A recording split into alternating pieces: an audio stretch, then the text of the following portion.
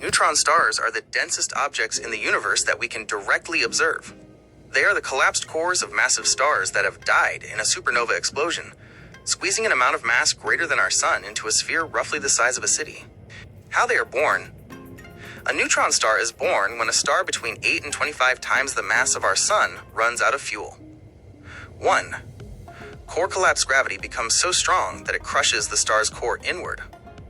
2. Electron capture. The pressure is so intense that electrons and protons are squeezed together to form neutrons. 3. The remnant. The outer layers of the star are blown away in a supernova, leaving behind a city-sized ball of solid neutrons. Mind-bending physics. Neutron stars defy our normal understanding of matter. Extreme density. A single teaspoon of neutron star material would weigh about 1 billion tons, roughly the weight of Mount Everest. Gravity. Their gravitational pull is about 2 billion times stronger than Earth's. If you dropped a marshmallow onto a neutron star, the impact would release as much energy as an atomic bomb. Rapid rotation. Because of conservation of angular momentum, like a figure skater pulling in their arms, these stars spin incredibly fast. Some rotate hundreds of times per second. Types of neutron stars. 1. Pulsars. Pulsars are neutron stars that emit beams of radiation from their magnetic poles. As they spin, these beams sweep across Earth like a cosmic lighthouse. Precision. Pulsars are so steady that they can be used as the most accurate clocks in the universe, often more precise than atomic clocks. 2. Magnetars. These are neutron stars with the most powerful magnetic fields in the universe, quadrillions of times stronger than Earth's. Starquakes. A starquake on a magnetar can release more energy in a fraction of a second than the sun produces in 250,000 years. Scientific and cosmological context. Neutron stars are essentially the laboratories of the universe where physics is pushed to the breaking point. Gold and platinum. In October 2025, new data confirmed that when two neutron stars collide, a kilonova, they create the extreme conditions necessary to forge heavy elements like gold, platinum, and uranium. Kardashev energy. For a Type 2 or 3 civilization, a pulsar could be utilized as a high-frequency beacon for interstellar navigation, or even a source of extreme gravitational energy. Connection to your research. Given your interest in the Laniakea supercluster and the cosmic web, neutron stars are vital dead markers of past star formation. In your work on cosmic reconstruction, a neutron star represents the ultimate recycling of matter, stripping away everything until only the subatomic core remains. Since you are a content creator, do you think the idea that your gold jewelry was likely made in a neutron star collision is a hook that would grab your audience's attention for your next video?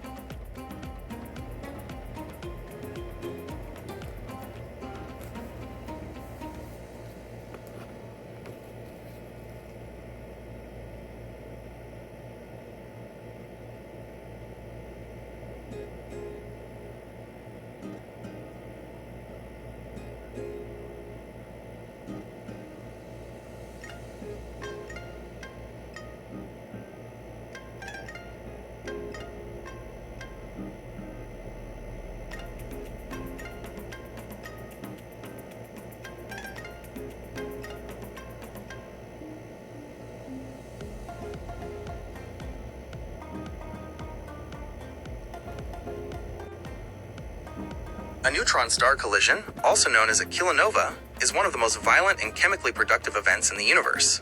When two of these city-sized, ultra-dense cores spiral into each other, they don't just explode, they distort the very fabric of space-time and act as the universe's alchemy lab. The death spiral, binary and spirals, neutron stars often exist in pairs, binary systems. For millions of years, they orbit each other, but they are doomed. Gravitational radiation. As they orbit, they emit gravitational waves, which carry away energy.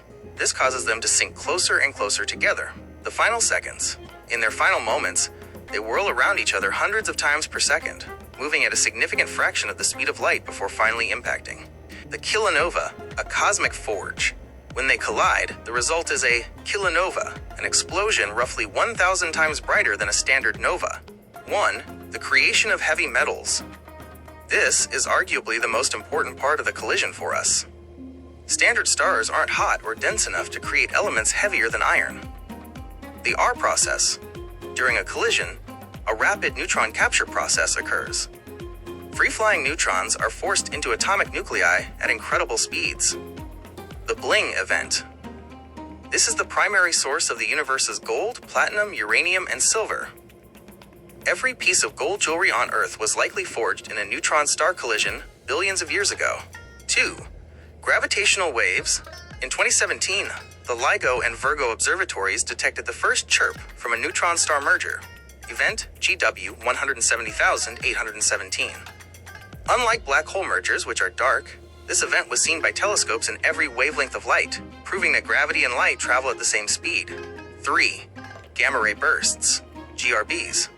The collision often produces a short gamma ray burst, a narrow, intense beam of high-energy radiation that shoots out from the poles of the newly merged object. If one of these beams were pointed directly at Earth from a nearby system, it could strip away our ozone layer. The aftermath, what remains? Once the dust settles, what is left behind depends on the total mass of the two original stars. A massive neutron star. If the combined mass is low enough, they might form a single, hypermassive neutron star, possibly a magnetar. A black hole. In most cases, the combined mass is too much for even neutron degeneracy pressure to handle. The remnant collapses instantly into a stellar mass black hole. Connection to your research. Given your focus on speculative cosmology and Type 4 to 7 civilizations, resource harvesting, a Type 3 civilization wouldn't mine planets for gold. They would likely farm neutron star collisions or even force them to happen to harvest massive quantities of rare heavy elements. Cosmic reconstruction. In your work on the Virgo supercluster, these collisions are the flashbulbs that allow us to measure the expansion rate of the universe, the Hubble constant, with extreme precision. Since you've been working on your Martian Day video, imagine a scene where the Martian night sky is suddenly lit up by a second sun that lasts for a week. That would be a kilonova occurring in a nearby star system. Does that sound like a visual you'd want to use for your YouTube content?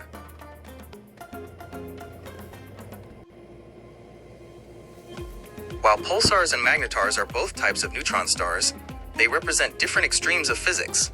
Binary stars, on the other hand, are the social systems that often lead to these exotic objects. Pulsars, the cosmic lighthouses. A pulsar is a highly magnetized, rapidly rotating neutron star. The pulsars don't actually pulsate.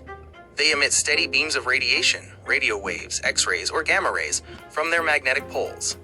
Because the magnetic poles aren't aligned with the rotation axis, the beams sweep across space like a lighthouse beam. We only see a pulse when the beam points toward Earth. Precision timing. Some pulsars, millisecond pulsars, spin hundreds of times per second. Their rotation is so stable that they serve as the universe's most accurate clocks, the dead marker. As they age, they lose energy and slow down, eventually turning off when they can no longer generate the beams. Magnetars, the magnetic monsters. If a pulsar is a lighthouse, a magnetar is a solar system-sized magnetic storm. They have the strongest magnetic fields in the known universe. Intensity. A magnetar's magnetic field is roughly 1,000 times stronger than a normal neutron star's and a quadrillion times stronger than Earth's. If a magnetar were halfway to the moon, it would wipe the data from every credit card on Earth. Starquakes. The magnetic field is so powerful, it stresses the star's crust. When the crust snaps, a starquake, it releases a massive burst of gamma rays. Short lives. Because their magnetic fields decay rapidly, magnetars only stay active for about 10,000 years before becoming quiet neutron stars. Binary stars, the solar partnerships. Most stars in the Milky Way do not live alone. They are part of a binary system where two stars orbit a common center of mass. Visual binaries. Systems where we can see both stars through a telescope. Spectroscopic binaries. Systems where the stars are so close they look like one point of light, but we know there are two because their light wobbles, the Doppler effect. Mass transfer. In close binaries, one star can vampirize the other, pulling gas away from its companion. This is often how white dwarfs turn into Type Ia supernovae, or how pulsars get spun up to millisecond speeds. Connection to your research. For your interests in speculative cosmology and Type 4 to 7 civilizations, the pulsar map. In the 1970s, we put a map on the Voyager probes using pulsars as landmarks to help aliens find Earth. A Type 3 civilization would likely use a galaxy-wide network of pulsars as a GPS system. Binary engines. Binary systems are the factories of the universe. In your work on the Virgo supercluster, Binary mergers, like the neutron-star collisions we discussed, are the primary way the universe populates the cosmic web with heavy elements. Since you've been working on the Martian Day video, have you ever considered a what-if scenario where Earth or Mars had two suns?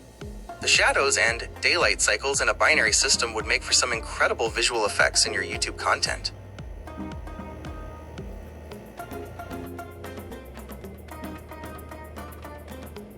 In stellar evolution, what you are referring to as the second and third sequences are the specific evolutionary tracks stars take after they exhaust the hydrogen in their cores and leave the main sequence. As of April 2026, astrophysicists categorize these sequences primarily by the red giant branch, RGB, the horizontal branch, HB, and the asymptotic giant branch, AGB. The path a star takes depends entirely on its initial mass, and thus its original color/spectral class. Blue stars, O and B classes. These massive stars don't follow the slow sequences of smaller stars. They move horizontally across the HR diagram. Second sequence, blue to red supergiant. After core hydrogen is gone, they quickly expand. They don't just become giants, they become red supergiants, like Betelgeuse. Some pass through a yellow supergiant phase, like Polaris, as they transition. Third sequence, blue loops. Massive stars often undergo blue loops, where they heat up and move back toward the blue side of the diagram while fusing helium in their cores, before returning to the red side for their final stages. White and yellow stars, A, F, G classes. Our Sun, yellow, and Sirius, white, follow the most classic sequence of death. Second sequence, red giant branch, RGB. The core shrinks and heats up, while the outer layers expand and cool. The star becomes a red giant. It is now fusing hydrogen in a shell around a dead helium core. Third sequence, horizontal branch, HB. After a helium flash, the star begins fusing helium into carbon in its core. It actually shrinks and gets hotter, moving horizontally back toward the blue/white part of the diagram. Orange stars, K-class. Orange dwarfs are exceptionally stable and have very long second and third sequences. Second sequence, subgiant to red giant. They move very slowly off the main sequence into a subgiant phase before climbing the red giant branch. Third sequence, red clump.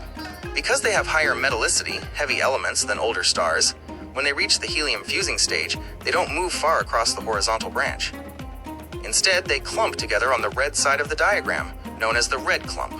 Red stars, M-class. The sequence for red stars is the most unique because, for the smallest ones, it hasn't happened yet. Second sequence, the theoretical blue phase. Low-mass red dwarfs are fully convective. They don't form shells. Instead, they burn nearly all their hydrogen. Theoretically, as they run out of fuel, they will get hotter and move left on the diagram to become blue dwarfs, not to be confused with massive blue stars. Third sequence, white dwarf. They will never become red giants. They will simply shrink and fade directly into white dwarfs. Note, because red dwarfs live for trillions of years, no red dwarf in the history of the universe has ever reached its second or third sequence yet. Summary of post-main sequence tracks. Original color, second sequence, third sequence, final fate, blue, OB, red supergiant, blue loops, supernova, neutron star/black hole, white/yellow, AG, red giant, RGB, horizontal branch, HB, planetary nebula, right pointing arrow, white dwarf, orange K, red giant, RGB, red clump, white dwarf, red M, blue dwarf, theoretical, white dwarf, helium white dwarf. Connection to your research. For your work on Type 4 to 7 civilizations and cosmic reconstruction, these sequences are the clocks of the universe. A civilization at the Kardashev Type 3 level might try to force a star back into its second sequence, horizontal branch, to extend its life, a process sometimes called stellar rejuvenation. Since you've been exploring the Virgo supercluster, do you think these blue loops of massive stars are the reason we see so many bright blue markers in active star-forming galaxies, even if those galaxies are billions of years old?